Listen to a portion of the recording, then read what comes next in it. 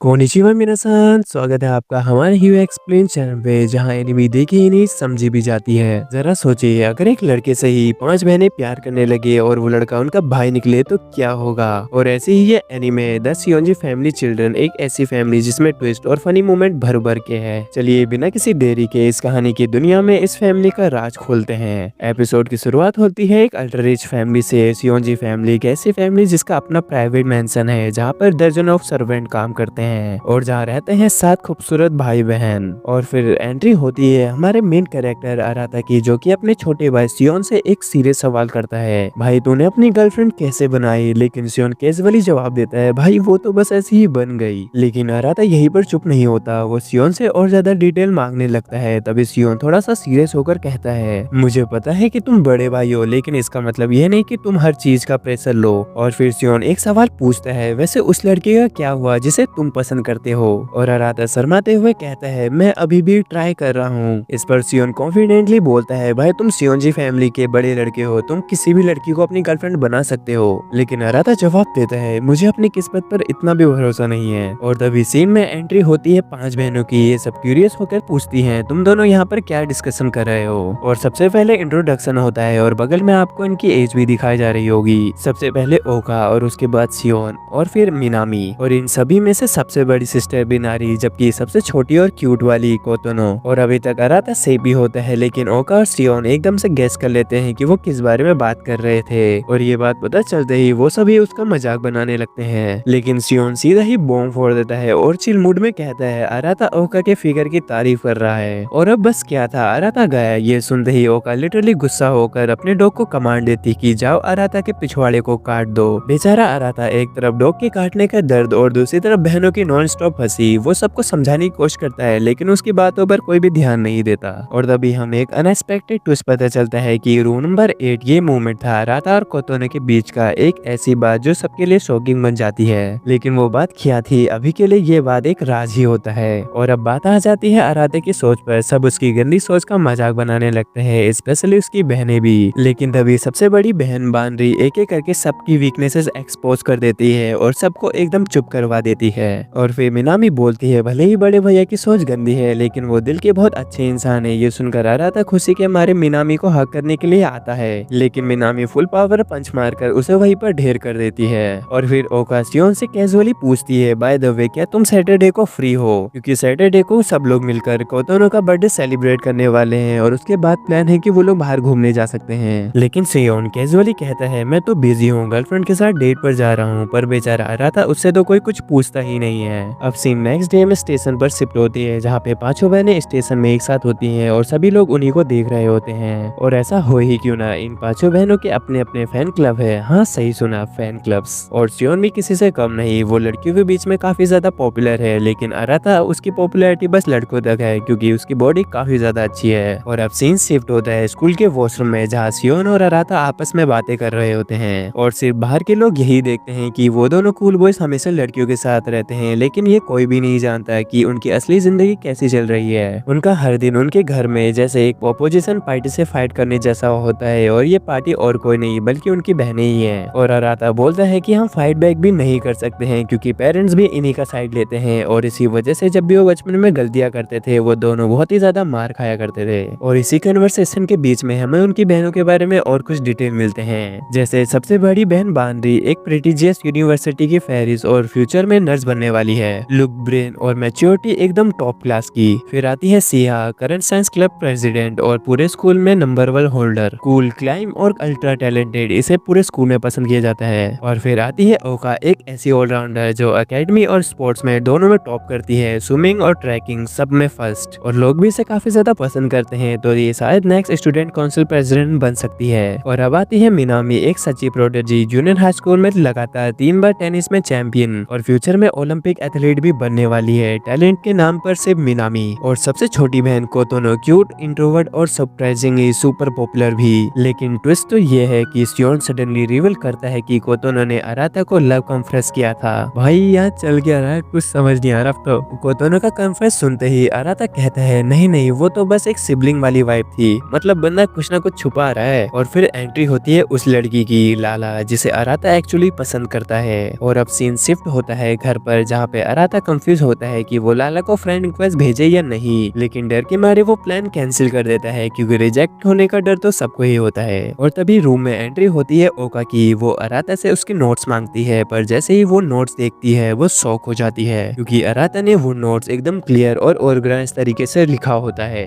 और तभी अराता की नजर गलत जगह चली जाती है और वो बोलता है कि ओका तुम्हें कवर अप कपड़े पहनने चाहिए। जो सुनकर ओका कहती है ये मेरा घर है और वैसे भी हम बचपन में एक साथ नहा चुके हैं और ऐसा क्या है जो तुमने नहीं देखा है। ये सुनकर ओका एकदम चुप पड़ जाता है और तभी ओका सीधे सवाल दाग देती है और पूछती है कि तुम किस लड़की को पसंद करते हो, मुझे पता चला है कि वो लाला है ना। और ये सुनते ही अराता अपने मन में कहता है पक्का सियोन ने ही मेरा भांडा फोड़ा है। और ओका अराता का फोन लेकर लाला को फ्रेंड रिक्वेस्ट भेजने ही वाली होती है, लेकिन अराता उसे रोक देता है और ओका को गुस्सा आ जाता है और वो अराता को काफी उल्टा सुल्टा बोलकर ताना मारते हुए वहां से निकल जाती है। और दूसरी तरफ हमें कोतोनो का रूम दिखाया जाता है जहाँ पे वो फैमिली फोटो को घूर रही होती है, लेकिन उसकी नजर सिर्फ अराता पर टिकी होती है। और नेक्स्ट डे स्कूल के बाद अराता गहरी सोच में डूबा हुआ होता है, क्या होता अगर मैं सियोंजी फैमिली में पैदा नहीं हुआ होता और बिना मेरी 5 बहनों की मेरी जिंदगी कैसी चल रही होती। और तभी अराता की आंखों के सामने लाला किसी और लड़की के साथ होती है। ये देखकर होनेस्टली मुझे भी काफी बुरा लगा। अब सीन सिर्फ घर की तरफ होता है जहाँ कोतोनो का बर्थडे है और सेलिब्रेशन स्टार्ट होने वाली होती है। और अब अराता अपने रूम से निकलता है तभी उसके सामने ओका आ जाती है जो कि काफी ज्यादा खूबसूरत लग रही होती है। और वो उसे कहती है कि डैड ने बोला था अगर तुम अच्छे से ड्रेसअप नहीं होगे तो तुम्हें कभी भी कुछ भी नहीं मिलेगा।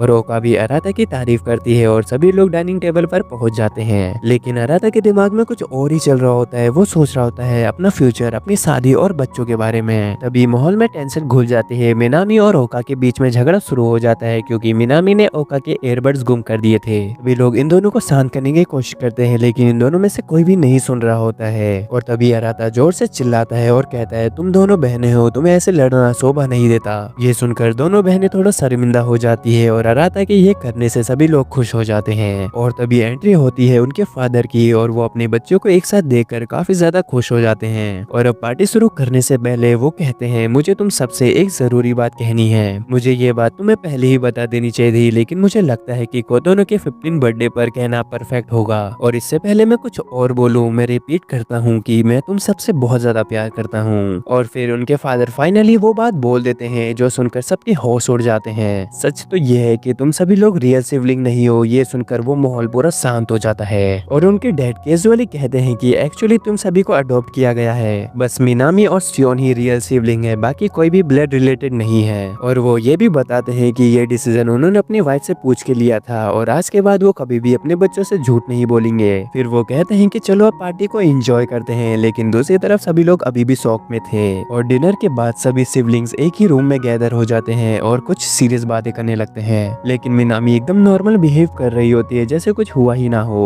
वहीं पर सभी एक दूसरे से बातें कर रहे होते हैं चाहे हम लोग ब्लड रिलेटेड ना हो, लेकिन इतने समय से एक साथ रहकर एक दूसरे के लिए जो फील किया है वो असली सिबलिंग जैसा ही है। इनमें से किसी को भी अपने डैड पर गुस्सा नहीं था, लेकिन हाँ ये सच रिवील करने के लिए एक परफेक्ट टाइमिंग चॉइस की जा सकती थी। तभी सिहा बनारी से एक इम्पोर्टेंट सवाल पूछती है, तुम्हें याद ही होगा जब तुम 4 साल की थी तभी एक दिन कोतोनो को घर पे लाया गया था। जहाँ पर बनारी कहती है कि मुझे अपनी बचपन की यादें अच्छे से याद नहीं है, लेकिन उसके एक्सप्रेशन से ऐसा लग रहा होता है कि वो किसी चीज को छुपा रही है। ये लोग सिचुएशन को हल्का करने के लिए थोड़ा हंसी मजाक करना शुरू कर देते हैं। तभी बनारी क्लाइमली कहती है चाहे हमारा खून का रिश्ता ना हो, लेकिन इतने टाइम तक एक साथ रहकर हमने एक दूसरे को रियल सिबलिंग जैसा ही मानते हैं। और फिर धीरे धीरे करके ये अपने रूम में चले जाते हैं, लेकिन अभी भी इनके दिल में वही बातें चल रही होती हैं। और उस रात अराता सब कुछ डाइजेस्ट करने की कोशिश कर रहा होता है। उसके दिमाग में सिर्फ एक ही बात चल रही होती है कि ये सब एक ही दिन में कैसे हो गया। और कंफ्यूज होने की वजह से अराता रिलैक्स होने के लिए बाथरूम की तरफ चले जाता है। और जैसे ही वो वहाँ पहुँचता है उसकी नजर अपनी बहनों के अंडरवेयर पड़ती है, जिससे उसे काफी ज्यादा ऑकवर्ड फील होता है। और वो ये सब इग्नोर करते हुए जल्दी से बाथरूम में घुस जाता है, लेकिन वहाँ पे ऑलरेडी कोतोनो होती है।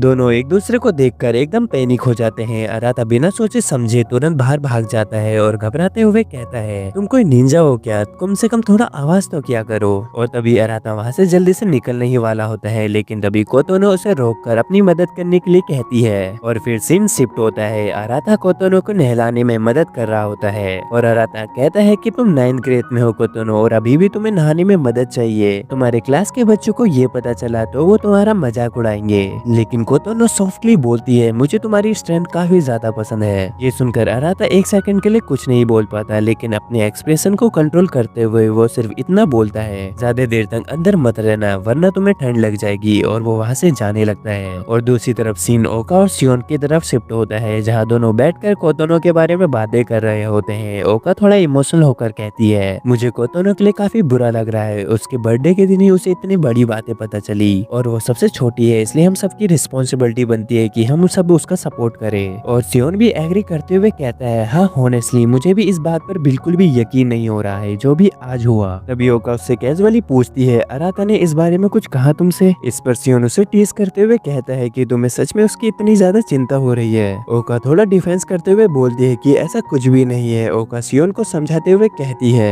हमें दो बचपन से ट्विंस की तरह रखा गया है और अचानक से इतनी बड़ी बात सामने आ गई कि हम लोग अडॉप्टेड हैं। लेकिन सियोन कैजुअली कहता है कि इससे कोई भी फर्क नहीं पड़ता, अराता अभी भी हमारा ट्रस्टेड बड़ा भाई है। लेकिन सियोन सीरियस होकर बोलता है कि अगर ये पब्लिक को पता चला तो बहुत बड़ी गड़बड़ हो सकती है, और लोग तो सिबलिंग मैरिज की बात भी उठाने लगेंगे। सीन कट होकर हमें दूसरी जगह दिखाया जाता है, और कोतोनो ने अराता को पीछे से पकड़ कर रखा होता है, और इसी शॉकिंग मूवमेंट के साथ ये कहानी यहीं पर एंड होती है। लेकिन ये सिर्फ शुरुआत है, क्योंकि अब जब सच्चाई सामने आ चुकी है तो क्या अराता और उसकी बहनें वैसे ही रहने वाली है या कुछ और धमाके होने वाले हैं? तो रेडी है ना अगले ट्विस्ट और फनी मूवमेंट के लिए। और अगर आपको ये वीडियो पसंद आई तो लाइक करना मत भूलना, कमेंट करके बताना कि आपका फेवरेट मूवमेंट कौन सा था। सब्सक्राइब भी कर लेना आगे आने वाली मजेदार कहानियों के लिए। मैं मिलता हूँ आपको नेक्स्ट एपिसोड के साथ, तब तक के लिए सायोनारा मीना सान।